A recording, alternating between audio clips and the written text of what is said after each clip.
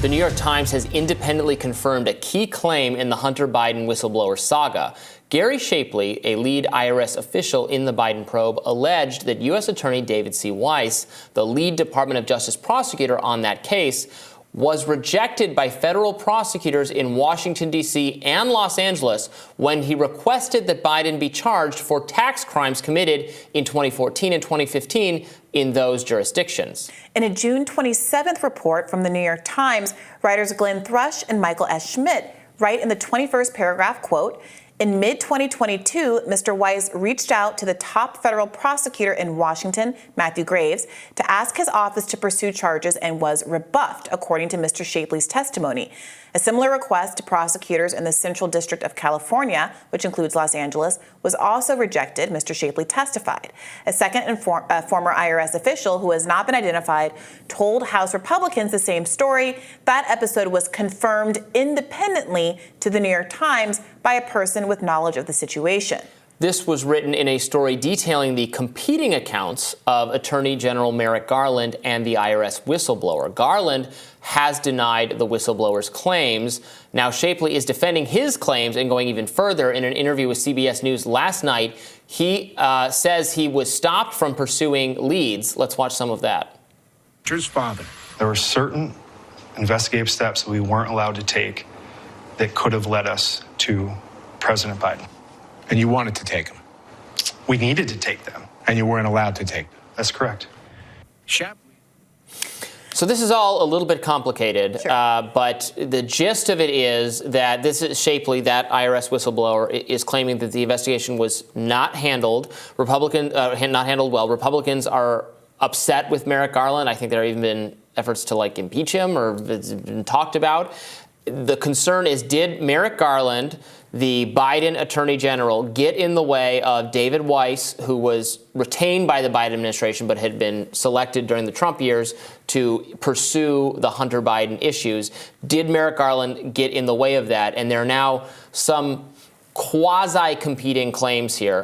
David Weiss himself has not been particularly vocal on if it's his view that Garland really obstructed him. He hasn't quite come out and said that. In fact, I think he submitted a letter saying everything was kind of all hunky-dory. I think that's the second time I've used that phrase on the show today. I don't know what's going on with me. David Bowie.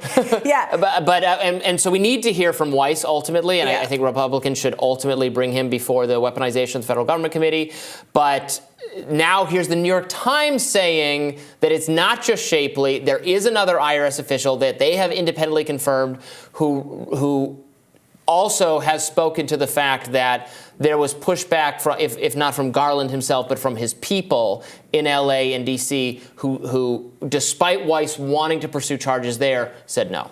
Yeah, so this is a real he said situation where your view of what happened has largely, up until this point, fallen along your feelings of partisan credibility and the various actors here. So the argument that's being made by Biden affiliates, Democrats, left-leaning liberal people, or whomever, is that if a Trump-appointed figure did not pursue these charges, there must not have been anything there.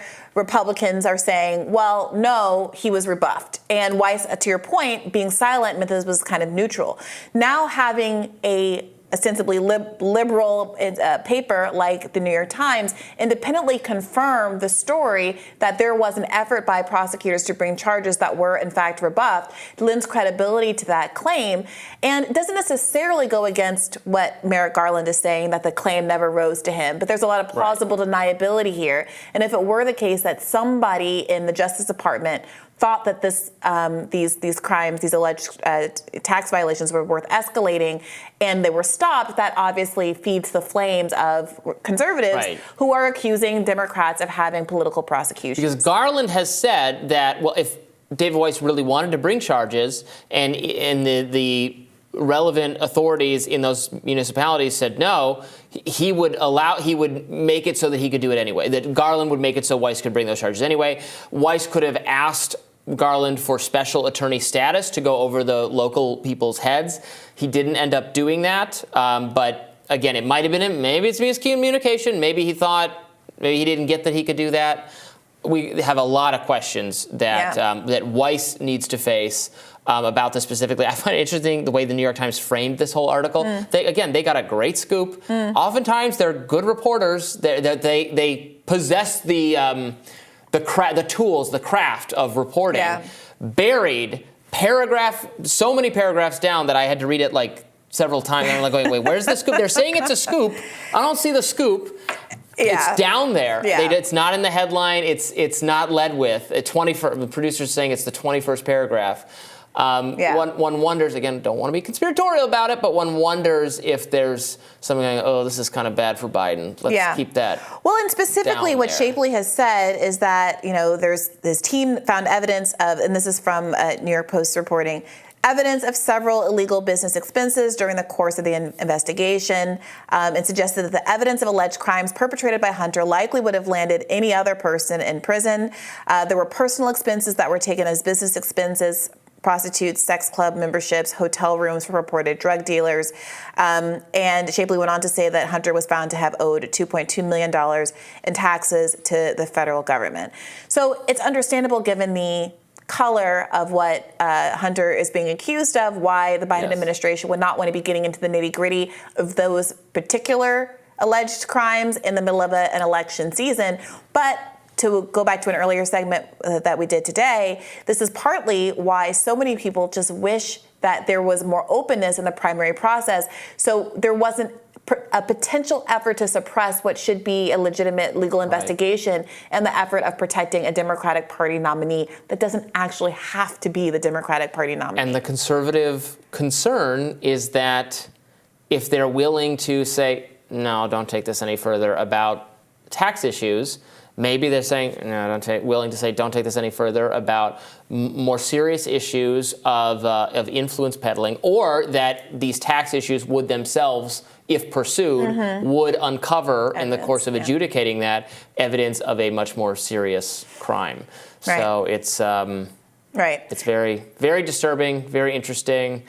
Interesting how the media frames it, but shows that there is more. I know people may be getting tired. I don't know if they're getting tired about the Hunter Biden investigation and what's being promised and but this is a significant finding of a potentially badly handled investigation. It shows the necessity of Republicans to competently evaluate and pursue knowledge into what's really going on in our justice system. And I do think that liberals have to keep in mind, as they are confused about why there would be continued support for Donald Trump while he's in the midst of his own investigations, it's because to those who are in a different media environment, Hunter Biden, Joe Biden, the implications of influence peddling, unsubstantiated as of yet, as they are still in many people's minds equivalent, balancing out what Donald Trump is going through. And if you're looking at the substance of these crimes and you're saying, okay, well, maybe Donald Trump did wrongly keep these documents. Maybe they were confidential documents and he shouldn't have had them.